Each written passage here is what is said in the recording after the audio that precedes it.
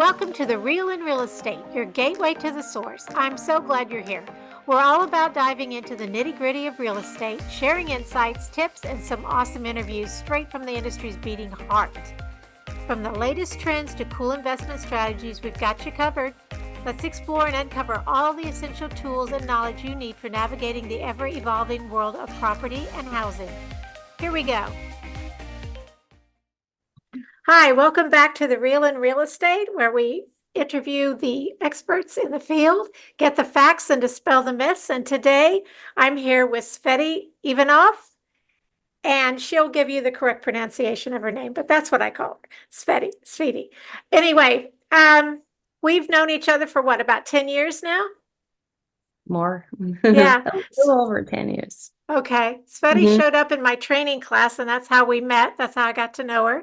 And we thought we would come together today and just talk about the home buying process, especially for those that have never bought a home before. I remember the first time I bought my home on my own, I was scared to death. And I had a realtor who was a friend of mine, but I guess because they were a friend, they didn't think I really needed help. And I ended up at the closing table by myself. And of course, there was a problem, an issue that had to be addressed. So I always go to closing with my clients. I never leave them hanging. And I know you are the same way. You're just as conscientious about it as I am. So I am. welcome. Give us just a little synopsis of who you are. Thank you, Jean, for inviting me. It's an honor and a privilege for me to be in your podcast. And I'm so happy to be doing this together with you so many years later. Yes. So just a brief introduction about myself. As we mentioned, I started a little over 10 years ago in the real estate business. I just opened my brokerage about a year ago. So I'm happy very exciting. that I'm, exciting and brings a little bit more of a responsibility and focus. But I'm happy to be doing this and to be a broker owner of MINT Realty Solutions. So thank you for having me. Oh, thank you so much for taking the time to do it. I know you're busy, but anyway, so let's just talk to the first-time home buyer or anyone that hasn't bought a home in a long time. Things always change, and we're not going to really get into the settlement because that's a whole nother subject. We're just going to talk about the process in general. So the first thing you need to do, trust me on this, everybody, you need to find a good agent, a professional full-time real estate agent. That is essential. Yes, it's very important. There are so many nuances, so many things of this process that you will just not know, or you will miss, or you'll make a mistake if you don't have someone that does this and has been doing this for some time. So, do you agree with me? I do agree. And in this world where we know everyone knows at least 5 real estate agents, finding a real estate agent, but finding a good one and one that we feel comfortable with is crucial for especially first-time home buyers who are going to engage in probably the most important deal of their lives. Absolutely. Biggest investment for most people. So I do agree with you. Finding a real estate agent is essential. And I have to say, like it or not, I really think a full-time agent is much more beneficial than someone does this once in a while, or someone that thinks they know what they're doing because they watch HGTV. It's nothing like HGTV, people. This is a real job, and there's a lot of legal aspects to it and we're not attorneys, but we do work the contracts, that the average person is just not going to know. That is true. That is true. And yes, finding a real estate agent who is a full-time professional is very important because experience brings a lot to the table. So yes, it does. That's who you want to represent you. Well, and nowadays the next step obviously is searching for a home. It kind of, in my opinion, coincides with getting yourself pre-approved or pre-qualified, and there is a bit of a difference between the two. But in order to know really what to search for, I think you've got to find a very good lender. I also have specific ideas about what makes a good lender, but someone that, again, that's been in the business, that knows all the nuances and all the picadillos of the process. And your real estate agent hopefully can recommend a few of those. But please do your homework on that. Absolutely. Yes, absolutely. Finding your loan officer is another crucial step in this process. You should be working with someone who is going to be updating you and hold your hand Yes. pretty much throughout the entire time. Because starting to finish, you need a good real estate agent and a good loan officer next to you to be able to complete this. And Absolutely. hopefully they work as a team and update each Yes. other and um, are staying on top of their game. Right. And another aspect of a good real estate agent is to stay on top of everything, including that.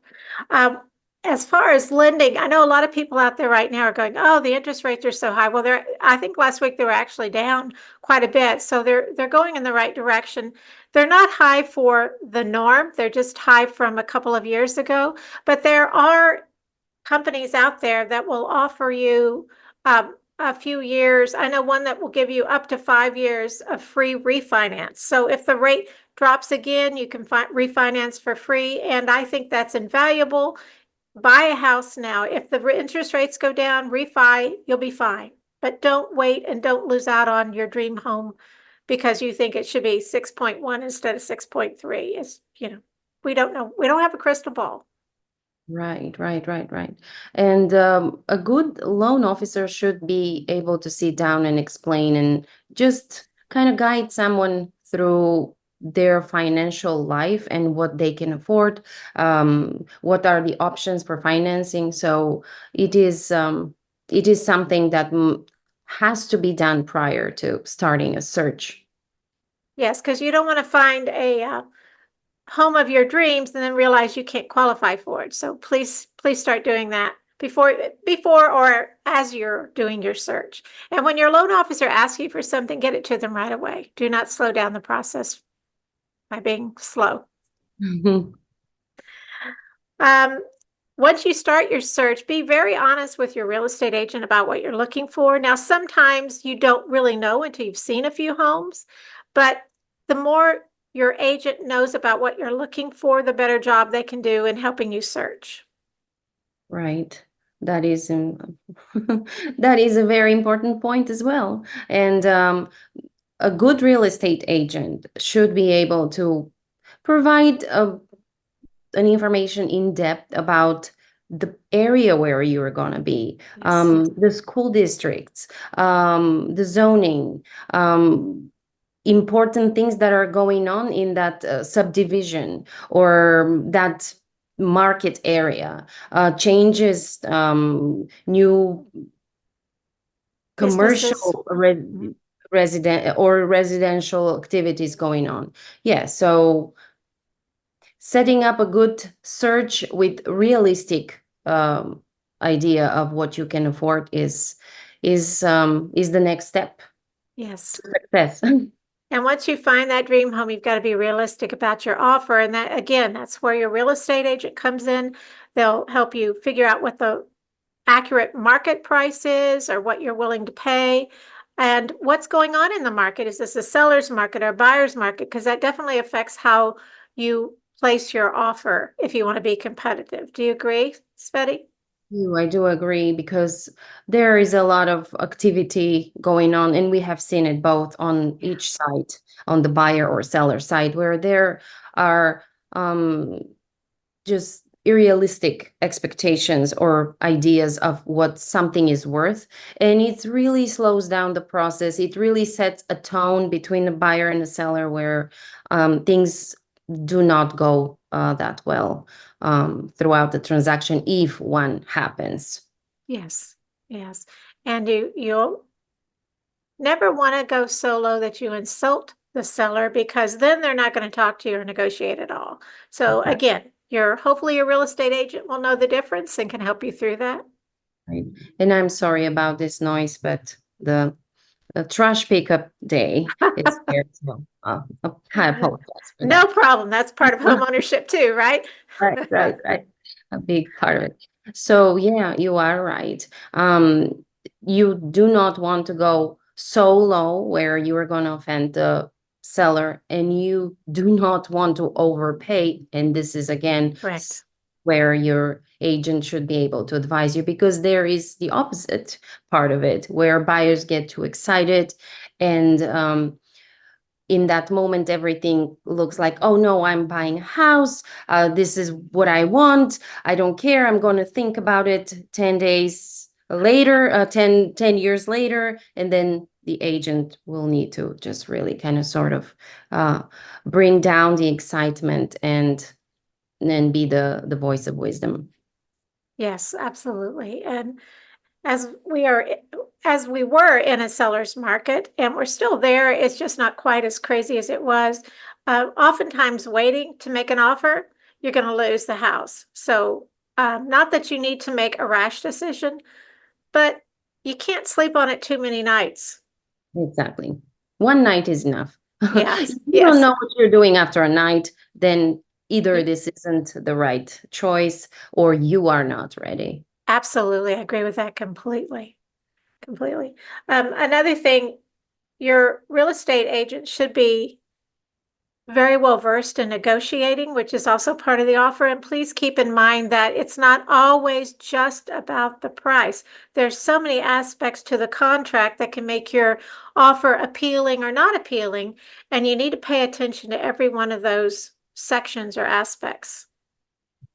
That is correct, because we have seen multiple offers on the seller side, and we know how we work with the seller and go through all the aspects of an offer. And sometimes the closing date could be something that could change the route of the chain of thoughts, could twist someone's decision. Also, sellers get too excited when they see the price and then they see concessions a few pages later, and that is something that changes the perspective. Or Absolutely. the financing, how many days are there to be fully approved? Many Mhm. aspects of the offer can really, really influence someone's decision. So yes, it's not only the price. Right. Right. Type And of, go go ahead. I'm ahead. sorry. I was I, saying the type of financing, is it a cash deal? Is it a fast close? Is it finance deal? What type of financing is offered? How strong is your pre-approval letter? And believe it or not, who is the agent? Because sometimes you can have two equally good offers, and depending on the agent, because we do our research, we do everything. We go back and check every aspect of an offer, the tone that this is conveyed. Sellers pay attention to how the offer is written, how the email is written. So that is also important. Very important. And that just brought something else to mind when we were talking about getting pre-approved and pre-qualified, especially in a competitive market. A pre-qualification is basically you send in the initial documents and the lender goes, yeah, you look pretty good. We can do this. A pre-approval is when you've gone through the entire process. So if you have competing offers and someone is fully approved and can close quickly, that's much more attractive than someone that has just started the process. So when you get serious about buying a house, like I said, talk to that lender, get as much paperwork and everything into them as possible. So when you find your dream home, you can close very quickly and your offer is much more attractive to the seller. Yes, and a listing agent does give a call to the loan officer. To So find have out. that in mind. That's right. That's right. Because it's their job to make sure that this is a legitimate pre-qualification or pre-approval. That's how they Mhm. protect their client. They should. So once your offer gets accepted, then we're in the option period where you have the option to do all kinds of inspections. Most people start with a mechanical, structural, pest inspection, and then if anything is needed past that, they do that. I strongly, strongly suggest you do not cheap out on this part of the process. You need to know what you're getting into. Even if you say, oh, it looks great, I don't think there are any problems, I'm going to save the $400 or $500. Well, if there's a problem behind the wall that you can't see, it's going to come out of your pocket later. You need to find what their issues might be And if there aren't any, that's fabulous. But then you've got that peace of mind. That is right. And your agent should be able to offer certain information on inspection companies, or you Yes. should do your research. But when you start scheduling inspection, you should start talking to an inspector in the process of negotiating. If you feel like this offer is going to get accepted, you should already have your mindset on a certain inspection company, know their rates, know their availability. Because sometimes, yes, for superstitious reasons, agents would not schedule an inspection before they get a fully executed contract, and that should be the right thing to do. But just scheduling inspection as soon as the option period kicks in is essential, is something that is going to give you a peace of mind. It's going to give you time to react because you do not know what's going to be found during the inspection. You want to have a few contractors lined up just in case. Let's say you have seen a house, it's an old house. You already know that it's an old house. Probably it has an old plumbing. Right. Um, Prior to scheduling inspection, you should have a plumber on the On line call. calling, yeah, and trying to get him in there as soon as possible, possibly for a camera check or whatever they advise. But having a good plan of what is happening during the option period is essential for you having enough time to react based on what's found. And do not think that new builds or Thank newer you. construction is something that is automatically classifies as good condition. No, that's not the case. You should Yeah. approach every home with reasonable doubt, and do your due diligence. Absolutely. I think one thing people forget, it's a new home. It's built by humans, people. Humans make mistakes. Humans take shortcuts. Let it be their problem, not yours, once you move in. So get it inspected. Thank you for bringing that up. That is so important. Yes, So and important.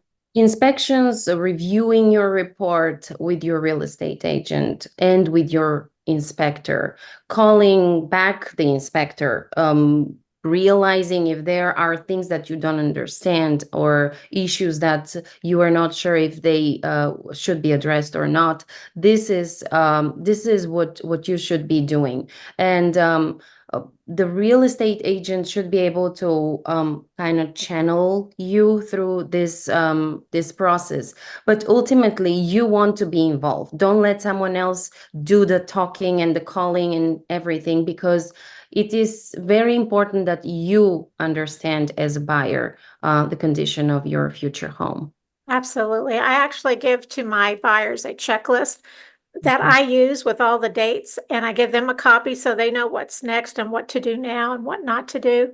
And another thing is check with homeowners insurance as soon as you can, because find out what that's going to cost you, what zone it's in. That's just a phone call. And again, if you don't have a homeowners insurance agent, your real estate agent should be able to help you with that. Right, right. So the option period really is about getting focused, getting organized, uh, not getting overly stressed, because you need to be reasonable in what you expect and the realistic of the idea of what the home's condition is. And don't get scared of the inspection report, because inspection reports are reports done by the inspector, which you paid to find issues. So they go through every little single thing, and they put it on the report. And the report sometimes can be more than 100 pages, and they could be overwhelming at first. But know that every home has some issues in it, and it's important to understand the ones that are of really, really crucial importance and to address those. Exactly. An inspector will even put down that this light is not working. Well, 9 times out of 10, it's a burned out bulb. So hopefully your homeowner's gone around and checked all the light bulbs before the inspection, but it happens. So you're right. Absolutely. But Um, also, on the other hand, don't disregard any red flags, oh no, um, just go get this home fully inspected. absolutely. Absolutely. You'll regret it if you don't. The next part of the process, assuming you move forward out of the option period, is the survey and the appraisal. The survey is ordered by the title company if one is needed. Sometimes sellers will have old appraisals, old surveys that they can offer to you. As a general rule, it's better to get your own. Again, that's something you discuss with your real estate agent. And the appraisal is ordered by the lender, so you have no control over that. If you're paying cash, there's no appraisal required, but a lender will require one. Yes, and in these two steps, you really are going to be advised by the real estate agent, title company, loan officer on what you're going to be doing, what are the next steps, and if there are any hiccups with survey or appraisal, those could be fixed. You just need to do this in a reasonable time, and the whole team needs to operate as a team. If you're asked to provide some information, please provide it. If you have any issues with appraisal, sit down with your real estate agent, look again at different comps. Real estate agent should go back to listing agent and try to renegotiate or fix the situation. Right. There's always something that could be addressed. Yes. Well, we are getting close to running out of time, but basically you should be finishing up your loan. Like I said, as soon as your lender asks you for something, get it. The title company will send you a copy of the title. Review it. If you have questions, talk to your agent, talk to the title company. And then once you're done with that, you should do a walkthrough before you actually go to closing. Some people do it the morning of. I disagree with that. I think if there's an issue or something new has come up, you don't have time to Yeah. negotiate anything differently, but at least a day ahead of time. Do you agree about how do you feel about that? I do agree because I have had situations where there is a leak from the AC the day of closing. So we really needed to get a closing extension, get that fixed. Right. So you want everyone to be, and everyone needs to be available because if a closing extension is needed, everyone needs to sign it. So Absolutely. do not leave the walkthrough for the last moment, if possible, or um, just just get yourself ready. Closing is Yes. a very important step. You should have your valid ID ready. Yes. Check Yes. your ID before going to closing. Make sure it's not expired. Yes. I had Um, that happen one time, actually. yes, make sure you are ready for your closing day. And also one thing, this just comes to my mind is if someone cannot sign personally, a husband, wife, get this power of attorney beforehand. Those don't happen overnight. And especially if someone is overseas, sometimes embassies need to be involved. Oh, So yes. discuss all these aspects of closing with your agent. So they have time to prepare. In POAs, power of attorney, many times lender and title companies are involved together to create that power of attorney. So Yes. So they'll make it easy for you. Mhm. The last thing I want to say before we run out of time is be careful on wire fraud. If a lender's asking you for sensitive information, financial information over an email or a title company, don't answer. Just stop, call the title company, call the lender and say, did you just send me this email? Because there is wire fraud out there. It only takes a minute. Make sure it's really coming from the source it's supposed to be coming from, and then proceed. You could give the information over the phone, or they can assure you that was a legitimate email. Just be very careful. It's very unlikely, almost 100% unlikely, that the title company will change wiring instructions the day of closing. Oh, Like this would absolutely. be a red flag on its own. So no, talk to Absolutely. your agent, talk to the title company. Well, Sveti, what else could we are getting close to running out of time. I like to keep this 25 to 30 minutes. But what else comes to mind that you would like to share with a new home buyer A new home buyer, um, or any home buyer? Anything? any home buyer pretty much, yes. If you are set and ready to buy a house, do your research, talk to your team, talk to your real estate agent, talk to your lender.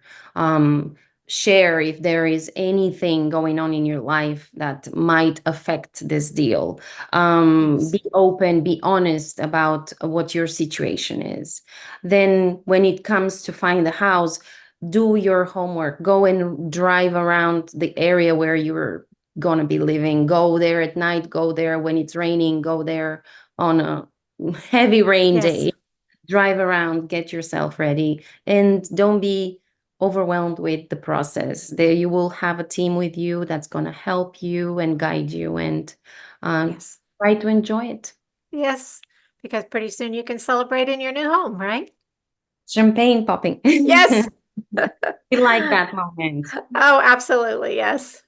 Well, I guess that's about it for today then. Thank you again for joining us. I hope this helps some new homeowners or some people that haven't done the process in a while. There have been a lot of changes in the industry. Please keep up with them. And again, find yourself a professional full-time realtor. And I know that you're a very good realtor. Otherwise, Jean, well, I trained you you, right? taught me. You taught me. Thank you very much, Jean. All right. An Thank honor. you all. Bye. Thanks for tuning in to The Real in Real Estate, your gateway to the source. Be sure not to miss our upcoming episodes loaded with fantastic insights, expert tips, and all the latest trends in the property scene.